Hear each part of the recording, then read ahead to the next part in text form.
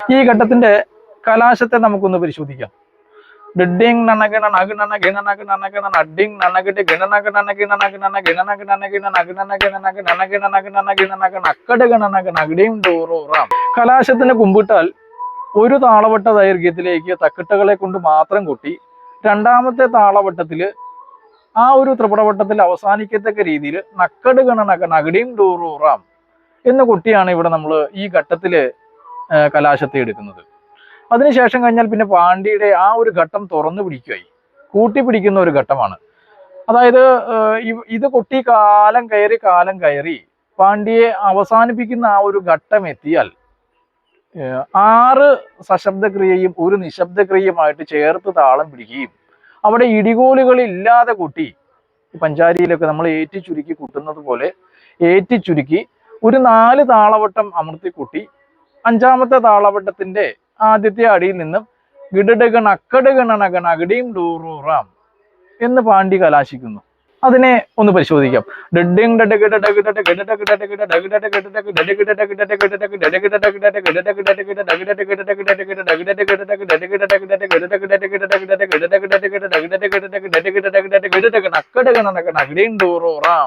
ഇപ്രകാരം കലാശിച്ച് പാണ്ഡ്യമേളത്തെ കലാശിക്കുന്നു. ശേഷം 3.5 അക്ഷരകാല ദൈർഘ്യത്തേക്ക് വരുന്ന ത്രിപുടയെ കൊട്ടി തീർ കലാശിക്കുകയോ അതല്ലാത്ത പക്ഷം പഞ്ചാരിയോ അതിനോടനുബന്ധിച്ചുള്ള മറ്റു മേളങ്ങളെ കൊട്ടി തീർ കലാശിക്കുക എന്ന ഒരു ക്രിയയോട് കൂടിയിട്ട് മേളത്തെ പൂർണ്ണമായിട്ടും അവസാനിപ്പിക്കുന്നു. പാണ്ഡ്യയുടെ വിവിധ ഘട്ടങ്ങളെയും അവയിലെടുക്കുന്ന കലാശങ്ങളെയും പറ്റി നിങ്ങൾക്ക് മനസ്സിലായി എന്ന് വിശ്വസിക്കുന്നു. പാണ്ഡ്യമേളത്തിൽ ഇനിയും ഏതെങ്കിലും ഭാഗത്ത് വിശദീകരണം ആവശ്യമാണെങ്കിൽ കമൻറ്റിൽ അറിയിക്കാവുന്നതാണ്. നിങ്ങൾക്ക് ഉപകാരപ്പെട്ടെങ്കിൽ അഭിപ്രായങ്ങൾ അറിയിക്കുക. പുതിയ വീഡിയോയിൽ കാണുന്നവരെ നന്ദി, നമസ്കാരം.